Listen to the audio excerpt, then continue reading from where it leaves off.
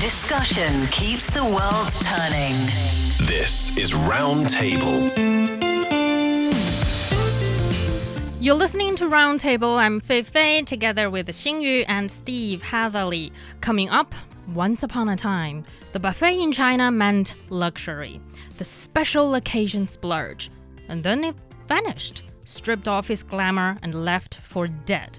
Now, it's back, especially in shopping malls and at a much cheaper price point. So what's changed with buffets now? And are diners still showing up for the same expectations?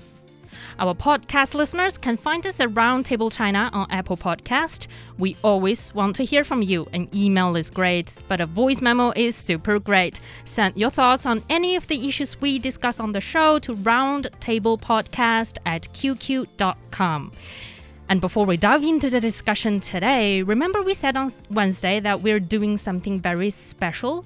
And that very special Roundtable will be out tomorrow on Friday. Roundtable in video or visual roundtable. You can watch the video podcast on Apple Podcasts and so much more platforms on Friday. And now let's come back to today's discussion, buffets. Lately, buffets have been making noticeable comeback in China. You walk into almost every major shopping mall in China these days, and chances are you will find at least one buffet restaurant with a very long line of customers outside. They offer different food, from seafood buffets to all-you-can-eat barbecue to hot pot. New restaurants keep opening, diners keep filling the tables, and on the surface, it means businesses are booming. But behind this renewed popularity is a tougher reality because, while modern buffet restaurants are opening, many are also closing just as quickly. So why has a dining format that looks so popular and so easy become so difficult to sustain, Xingyu and Steve? Do you know, Steve, buffet restaurant used to be very popular in China, but somehow it's sort of dead for a few years. Kind of disappeared. Yeah. Canada, too. My family used to eat at the Ponderosa. What kind of food the does they offer? It was a buffet. And it was my dad's favorite restaurant. So we would go there like once a month. And he loved it. And then after he turned 65 years old, that was like life-changing for him. Not because of the number 65, but because then he got a discount card to the Ponderosa. Wow. And we started going more and more often. I'm very familiar with buffet restaurants. The techniques behind how you stack your salad bars used to be a very trendy topic in China. You know, people sharing different tips how to fill in the plate with as many food as possible. Why would you need to do that? It's a buffet. You can just keep going back and going back. Because when in the prime times of buffet in the past, a lot of restaurants also offering like a small section of buffet services within their restaurant, so that they have like all you can eat salad, all you can eat fries, and then people are finding ways to stack up all the salad. So because it would run out. I guess. So that's one of the trendy topics. At least when I won't say young, but in my 20s.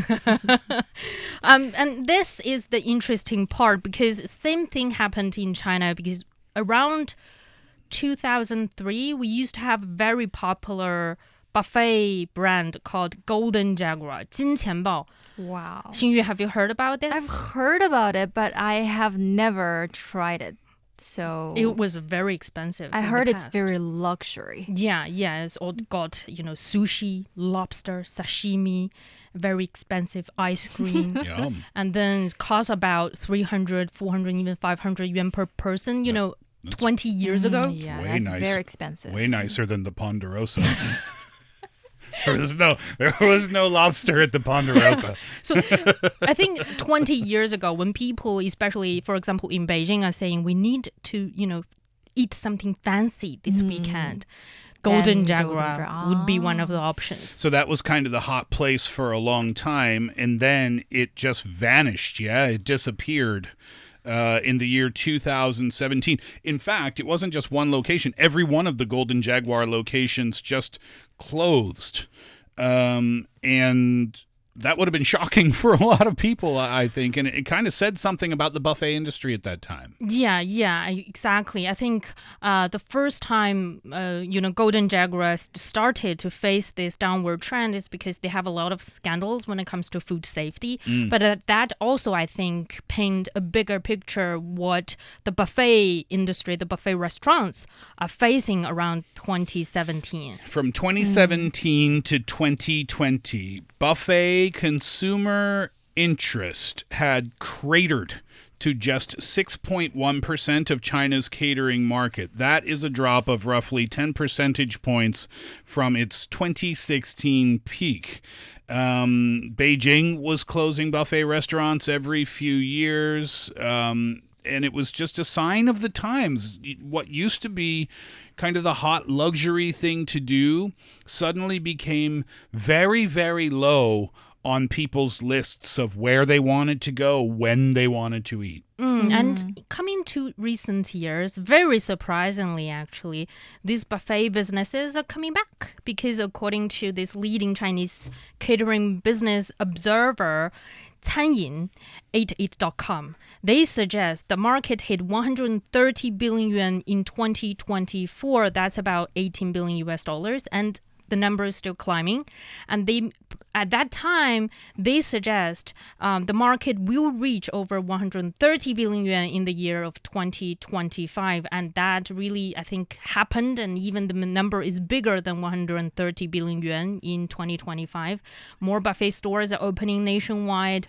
By the May of 2025, there were 66,000 buffet stores operating nationwide. That's a net increase of over 10,000 in a single year. So somehow people start to fall in love with buffet again. And that's why we're calling it a recovery. And a comeback. Yeah, this is a comeback. So is this a niche recovery, or the buffet industry is finally coming back? But I feel like they're coming back in a different form. I mean, in the past, when you mention buffet, it's like there are hundreds of dishes, a great variety of dishes that you can choose. But nowadays, the buffets are more focused. Like the very recent example in Shenzhen, the city in Guangdong province in southern China, a new buffet restaurant focused on beef hot pot is about to open. And in this mall, the shopping mall already has 9 buffet restaurants covering everything from seafood, Korean barbecue, to pizza, to vegetarian food. And also in the city of Jinan in Shandong province, they also have like a 5-story shopping mall and is home to 11 buffet restaurants, also covering a wide range of cuisines. Yeah, so the new thing with the buffets is before, if you went to a buffet restaurant, I'm not sure about China, but this is the way it was at the Ponderosa and many other buffets, is that you might have some Italian food, you might have some sushi, which is Japanese food, you might have some Korean food. So you have lots of different food genres represented there. Now, though, the styles are changing. So, Xingyu, you just said a hot pot buffet restaurant. Well, their focus is hot pot. Is hot pot. So it's kind of like a redesigned hybrid idea where you'd have a restaurant that would focus on one item and one item only. It's just done in a buffet style. So you have these two concepts put together, and that seems to be satisfying customers. The pizza, like there's pizza examples as well. You go to a pizza buffet, and all they really serve is pizza. That's all kinds of pizzas. But it's all kinds of pizzas. Yeah. And it's never ending. You can eat whatever you want. And so that's what I mean. Yes, this kind of hybrid model. You know, the moment I realized buffets coming back is because I got a request from my daughter a couple of weeks ago. She said, why haven't we been to Big Pizza? Do you know Big Pizza? It's a very famous pizza buffet in China. I've only heard of it last week, but it's on my list. So when I was a college student, like 20 years ago, we used to go to Big Pizza. And it also, like Ponderosa, offers a variety of food other than pizzas. Even though it's called Big Pizza, you can find different foods in the restaurant at that time. And then my daughter said, I need to go to Big Pizza. I mean, like, why? Need. Why do you need to go to Big? Need. What's so special about Big Pizza? And she said, all my friends been there. I haven't been there. I need to be there. I was like, for my love of you, we can go to Big Pizza for one time and one time only. Why one time only, Mom? Because So harsh. I was the Big Pizza in my mind was from 20 years ago. It offers a good variety of food, but it's kind of boring. The food is kind of Not boring for mediocre. her. Stop projecting your life disappointments onto your child. So that's why we went to Big Pizza anyway, and I found it's completely changed? different. Really? Completely different from what I remembered. It just pizza is the star in that buffet right now, and also the size of the restaurant is much smaller than I used to remember. And they also offer so many different like 小龙虾 flavored pizza, sweet pizza with Durian. marshmallows, durian pizza, Beijing duck flavored pizza, barbecued lamb flavor. I think the Italians would be not very happy visiting Big Pizza. Yeah, the Pineapple marshmallow pizza. and durian might not be found on a Yeah, Rome pizza restaurant. I don't know. But it sounds like you're more impressed than you were 20 years ago. definitely, because one thing, the price hasn't changed. It's still about 60, 70 yuan per person. Exactly the same 20 years ago. The size of the restaurant much more smaller. And I think that happens to a lot of other buffet restaurants as well. It's not as big as like what Golden Jaguar used to offer, like, I don't know, hundreds of square kilometers of size of restaurant. Is much smaller, it's much more concentrated, and maybe that's why it's the reason this buffet industry is making a recovery, is coming back. Yeah. We talked about the pizza. When are you going, by the way? I was so full. I tried a strawberry and you went chocolate. already? Yeah, we went already to fulfill her dream. To enjoy some strawberry and chocolate pizza. What?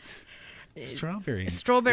Was she happy with the experience? Yeah. She loved it. That's one example, but it's hot pot buffets that claim the top spot in the market. 29.3% of buffets are now hot pot. Barbecue is next at 19.6%, steak and seafood at 18.5%. But again, the biggest change is how the restaurants are designed. The problem in the past with the kind of horizontal bloat that restaurants used to use. Sorry, what's a horizontal bloat? So that's how your menu's designed. So it means that it doesn't mean that you have a lot of different menu items. It means that you have a lot of different types of cuisine on your menu. So like I said before, like Italian, Greek, Chinese, whatever, you have all these different types. And the problem with having that type of menu, well, there's a lot, but within the kitchen itself, you need teams that are specialized in different types of cuisine, right? Not only that, so that those are different skill sets within the kitchen. But then beyond the kitchen, then you've got the logistical side of things, because you are now ordering from different suppliers to satisfy the Chinese food menu and also the Italian menu. So it's just a kind of a nightmare to deal with. And the opposite of that horizontal bloat is what they call vertical specialization. And that's where you take one menu item and that's your kind of focus. And, for example, the hot pot buffets, and that's the hot thing right now. That's that's the new successful model. Yeah, a lot of hot pot buffets are popping up in pretty much everywhere these days. Yeah, and I feel like for customers, one of the reasons why they think they want to go to these buffets, I mean, it offers them a sense of certainty because with a certain amount of money, whether it's 59 yuan or 79 yuan, with that exact amount of money, I can get what kind of hot pot or what kind of barbecue. Unlike other restaurants, you go in there and you don't know how much I would spend by ordering each different kind of menus and what kind of taste that can offer. But for these buffets, it's almost like certain.